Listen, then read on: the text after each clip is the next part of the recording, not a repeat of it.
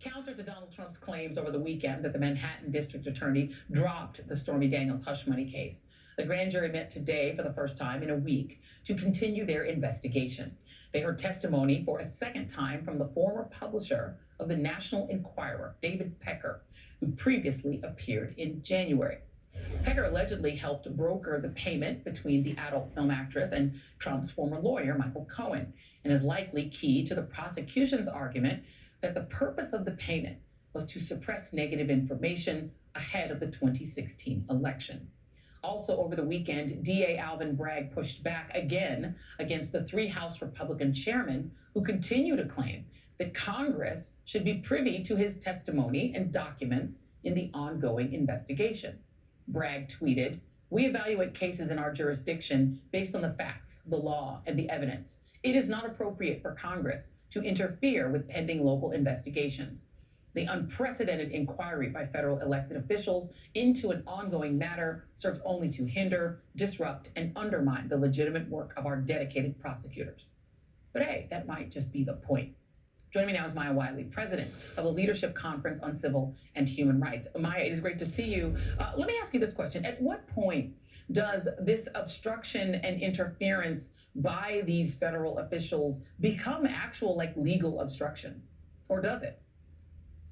Well, it's so unprecedented, Joy. I mean, we have to start there. This is not something where we can point back and say, well, it's clear in the law. Let me just say this. It's clear in the law, in our constitutional order, that Congress, members of Congress, have no power over the prosecutorial decisions of a local prosecutor duly elected by the people that prosecutor is representing, right, and who can be hired and fired both by those people. And by the way, who is completely accountable to a rule of law that judges will govern in our jurisdiction to say whether or not that prosecutor and that office is adhering to the laws, to the rules of the road in this state.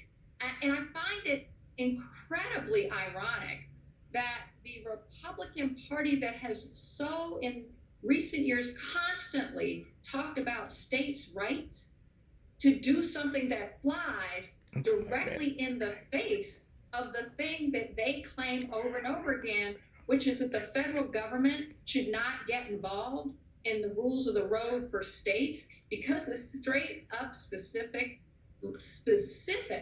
the rules of the road by states where the federal government has no power. So it is so outside of the realm of our structure, federal to state, constitutional, but also just flies in the face of our politics. It's supposed to be one where we protect the rule of law no matter the party. When we're talking about the rule of law, they're using the bully pulpit of Congress to try to interfere on behalf of a political candidate for office. And that is simply not lawful or constitutional or how we've structured our government. Yeah, it's wild. Okay, well, I want to come back to this. I want to talk about the threats against DA Bragg, but let's go to the substance of this testimony today. So this is the headline from NBC News. That Trump was actually in the room during the hush money discussions with David Pecker. Donald Trump was the third person in the room in August of 2015 when his lawyer Michael Cohen and National Enquirer publisher David Pecker discussed ways that Pecker could help counter negative stories about Trump's relationships with women. And that is confirmed by NBC. What do you think is the significance of that to this investigation? Well, it's really interesting because remember that David Pecker and Michael Cohen were both engaged and involved in the catch and kill story with Karen McDougal, in addition to both being engaged and related to the hush money for Stormy Daniels. So part of what's happening here is establishing that there is a scheme. There is a way in which they work, and Donald Trump has been sitting at the center at the table. There's even audio tape that Michael Cohen has had in the Karen McDougal case on the catch and kill. And I just want to add to this because we forget, there's so many details, we forget them all. Rudy Giuliani said, as far as he knew, that Donald Trump knew and understood generally what was going on in the Stormy Daniels hush money case. Said it on Fox News when he undermined Donald Trump, who said, I didn't know anything about the payment. And his own lawyer, Rudy Giuliani, said, yeah, he did, but it's not a problem. It was lawful. I mean, so, okay, there's just reams of these stories that show there's just a pattern and practice here of the way in which Donald Trump operated, but how he operated his business. And let's not forget, the Trump organization is a convicted felon.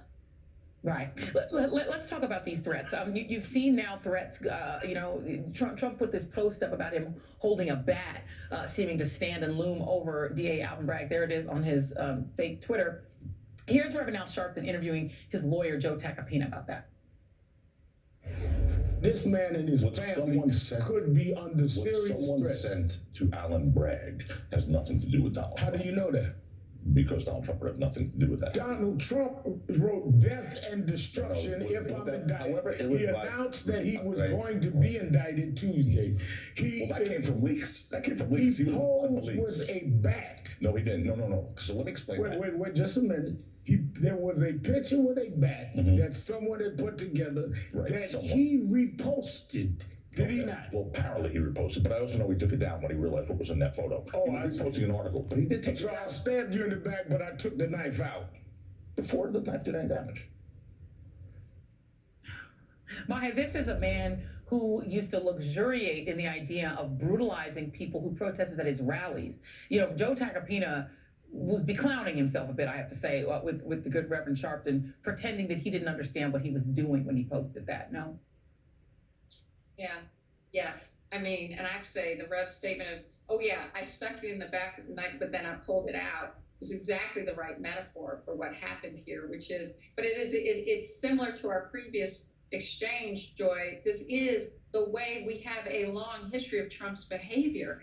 It's not like we only have one instance of this. I mean, Donald Trump, to your point, from his rallies to January 6th, and he's doubling down on it. And I just want to note this because there's now research on Truth Social, his media platform, about how they have ratcheted up the reposting of white supremacy, of organized hate groups. And he's using these tools, whether or not I don't care what his personal views are, he's using the tools of violent incitement.